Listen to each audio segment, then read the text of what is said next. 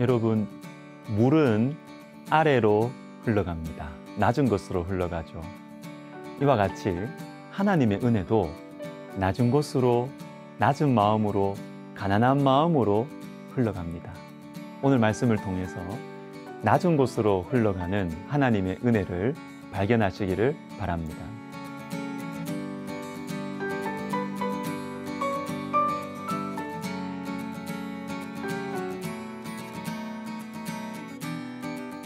(24절을) 보시면 예수께서 일어나 거기를 떠나라고 합니다. 거기는 어디냐면 깨끗하다고 하는 스스로 우리 깨끗해 하고 말하는 바리새인들, 서기관들이 있던 곳입니다. 거기를 떠나서 두로 지방으로 가시는데, 여러분, 두로 지방은 더러운 땅이에요. 이방 땅이고 바알 우상 숭배의 본산지입니다.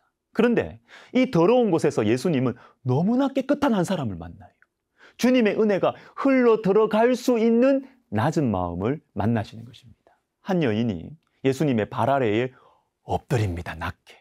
그녀에게는 깊은 슬픔이 있었어요. 딸이 더러운 귀신에 들려 있었기 때문입니다. 여러분, 귀신 들린 사람이 어떤 모습을 보입니까? 마가복음은 잘 설명을 해줍니다. 마가복음 9장 18절 그리고 20절부터 22절을 보시면 귀신이 어디서든지 그를 잡으면 거꾸러져 거품을 흘리며 이를 갈며 그리고 파리해지는지라. 귀신이 예수를 보고 곧 그 아이로 심히 경련을 일으키게 하는지라. 그가 땅에 엎드러져 구르며 거품을 흘리더라. 귀신이 그를 죽이려고 불과 물에 자주 던졌나이다. 이 여인의 딸이 이런 모습을 하고 있었다는 것이죠. 사랑하는 딸, 그 어여쁜 꽃과 같은 딸이 귀신에 흉악히 들려가지고 벌쩍벌쩍 뛰어다니면서 사람들에게 심한 조롱거리가 되고 자신도 막 스스로를 막 학대하고 어떨 때는 갑자기 쓰러져서 거품을 물고 흐느적대기도 합니다. 이런 딸을 말려보기도 하고 야단도 쳐보고 때리기도 하고 또 그러다가 이 엄마 마음의 가슴에 이 서름이 북받쳐 올라가지고 눈물을 터뜨리기도 했겠죠. 이 여인의 심정 여러분 이해가 되십니까? 이런 여인이 지금 예수님을 만나고 있다고요. 그러나 예수님의 반응은 너무나 의외로 냉정하세요. 27절에 예수께서 이르시되 자녀로 먼저 배불리 먹게 할지니 자녀의 떡을 취하여 개들에게 던짐이 마땅치 아니하니라. 너 개라는 겁니다. 너. 내 발 앞에 지금 엎드려 있는 너. 마치 엎드려서 떡 달라고 조르는 개와 같다는 것입니다. 여러분, 예수님께서 말씀하신 이 말은 실제로 그 당시에는 잘 알려져 있는 그냥 잘 알려진 생각이었어요. 고대 유대 문서에는 이런 말들이 있었다고 합니다. 신성한 양식은 사람을 위하여 있는 것이며 개에게 줄 것이 아니다. 마찬가지로 율법은 선민에게 주신 것이며 이방인에게 주신 것이 아니다. 누구든지 우상 숭배자와 함께 먹는 자는 개와 한 식탁에서 먹는 것과 같다. 자, 예수님께서는 당시에 팽배해 있던 이 표현을 가지고 이 여인의 마음을 떠보시는 것입니다. 그런데 이 여인은 주눅들지 않습니다. 뭐 자존심 상해하거나 그러지 않아요. 여자가 대답하여 이르되 주여 올소이다마는 상 아래 개들도 아이들이 먹던 부스러기를 먹나이다. 무슨 말이에요? 주님 맞습니다. 저는 개입니다. 당신 같은 유대인들이 보시는 것처럼 저는 이방인이고 즉 개입니다. 그러나 주님 비록 개라고 해도 자녀들이 먹고 남은 부스러기는 먹을 수 있지 않습니까? 부스러기라도 주세요. 예수님은 이 여인의 대답에 깜짝 놀라십니다. 그래서 그 부스러기, 아니 떡 자체를 주십니다. 예수께서 이르시되 이 말을 하였으니 돌아가라.